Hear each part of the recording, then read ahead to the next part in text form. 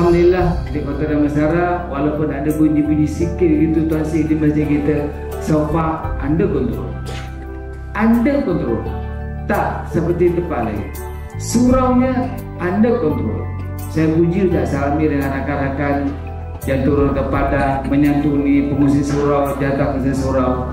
Dan perkara ini juga mungkin tidak berlaku di tempat lain. Itu yang kita nak. Kalau pada atas boleh ke bawah, bawah ke atas, kita juga pemimpin masjid ini berlapang dada. Rahsia mentadbir masjid yang berjaya ialah, pertama paling besar ialah berlapang dada. Dan bila berlapang dada, orang beri teguran, kita rasa kuat lagi tu.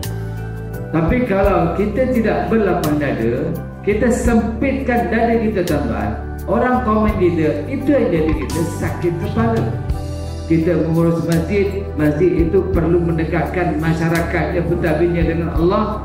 Lagi kalau kita yang mentadbir masjid jauh dengan Allah.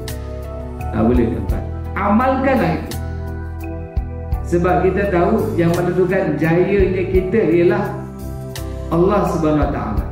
Yang tahu membaca hati ikhlasnya kita ni tuan-tuan, Allah Subhanahu Wa Taala.